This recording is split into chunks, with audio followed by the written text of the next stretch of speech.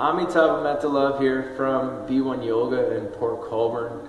We're at 215 King Street, and I just want to talk to you about one of the 7 factors of awakening taught by the Buddha. And the one factor I want to talk about with you today is tranquility. And you might think, well, what is tranquility? Well, when you think about it, you might think about like a tranquil pond, or the air is really tranquil, or you feel really tranquil when you're at the beach. You think about the word tranquil, it means they use it for tranquilizer. So if you give somebody a tranquilizer, it relaxes them. It makes them relaxed and calm. So how does this work into awakening, and how does this factor support awakening? The 7 factors of awakening are supports for awakening. They're not something that you get afterwards. You certainly will have them when you're enlightened.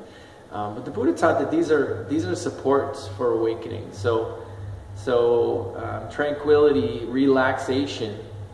You might think, wow, I wouldn't have thought that I would need to be relaxed in order to awaken. You think it's just about the mind and seeing things as they are, and it certainly is, but there's a bit of a feedback loop between the body and the mind. They support each other, and they can influence and affect each other.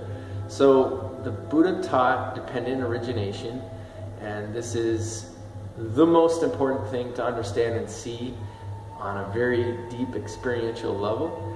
And it starts with contact. So we have a contact, whether that be a feeling in the physical body, what somebody says to us, our beliefs, our thoughts, and we have this contact. Somebody bumps up against us. We have this contact, and then there's a feeling. There's a reactive feeling inside. It's either going to be a pleasant or an unpleasant feeling, and then to that pleasant or unpleasant feeling, there's going to be a craving. And that craving is whether I like it or I don't like it. And so the mind is going to have, this kind of discernment and say, oh, I like this or I don't like it. And it's most of the time happening automatically, unconsciously, without free will or kind of getting in between and deciding whether it makes sense to like this or not like this. It just happens automatically. And that, we're already kind of way off track when we get to this I like it or I don't like it mind. But then the next step is where we really get into trouble. So the craving is a bit of a problem. The desire for something, or the aversion, wanting to push it away. Craving or aversion. We're already off track. We're already into upset. Then the next step is when we cling after it, and we really try to get it. I need this. I need this to be happy, or I really don't like this. And that craving and aversion, that liking and disliking gets really, really strong. So I want to show you how you can help kind of interrupt this pattern, and it's really important that we interrupt it. Equanimity, of course. Being equanimous with everything that arises. So whatever arises, just put it down. Just let it go.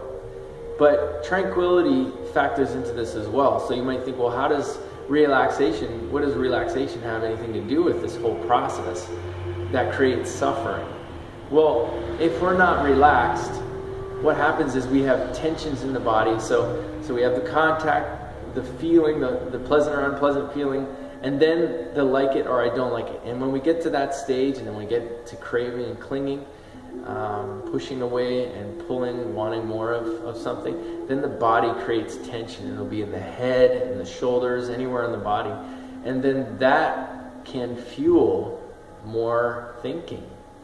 And that becomes a contact in and of itself. And so it creates this loop of delusion where we're not seeing the process of dependent origination. We're not understanding how things work.